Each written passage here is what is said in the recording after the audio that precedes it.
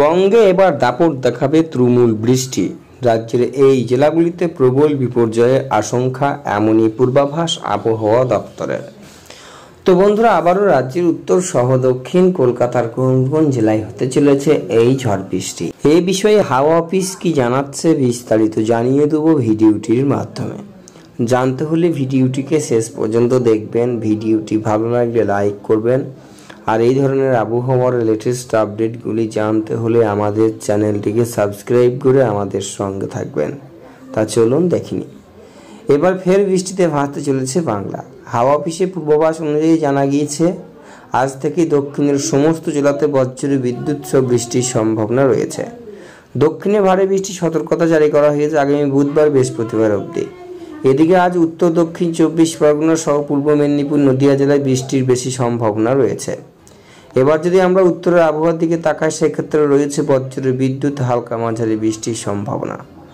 হাওয়া অফিস সূত্রে জানা গিয়েছে, উত্তরের উপর দিকে 5 জেলায় বিক্ষিপ্ত বৃষ্টি চলবে, অর্থাৎ দার্জিলিং থেকে শুরু করে জলপাইগুড়ির মতো জেলাগুলিতে হালকা মাঝারি বৃষ্টির সম্ভাবনা থেকেই যাচ্ছে। তবে আলিপুরদুয়ার, কালিম্পং, কোচবিহারও হতে পারে ভারী বৃষ্টি। জানিয়ে রাখি, উত্তরের নিচের দিকে জেলা অর্থাৎ মালদহ, 2 দিনাজপুরে বজ্র বিদ্যুৎ সহ হালকা বৃষ্টির পূর্বাভাস রয়েছে। এদিকে আগামীকালও ভারী বৃষ্টির সম্ভাবনা রয়েছে জলপাইগুড়ি ও কোচবিহারে। উল্লেখ্য যে কলকাতায় মঙ্গলবার সমগ্র দিন জুড়ে আকাশ আংশিক মেঘলা থাকবে, এর পাশাপাশি বজ্র বিদ্যুৎ, হালকা বৃষ্টির সম্ভাবনা রয়েছে। তবে বাতাসে জলীয় বাষ্পের পরিমাণ বেশি থাকায় বজায় থাকবে আর্দ্রতা অস্বস্তি। আজ শহর কলকাতায় ভারী বৃষ্টির সম্ভাবনা না থাকলে আগামী বুধবার বৃহস্পতিবার বৃষ্টি বাড়বে বলে জানানো হয়েছে।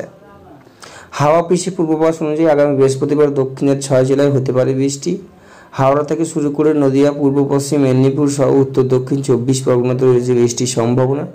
পাশাপাশি বাকি জেলাগুলিতেও হালকা মাঝারি বৃষ্টি হবে। তবে আগামী শুক্রবার থেকে দক্ষিণে বৃষ্টির পরিমাণ কমবে, যদিও 2 মেদিনীপুর, 2 24 পরগনাতে হতে পারে ভারী বৃষ্টি, এমনটাই জানিয়েছেন তারা।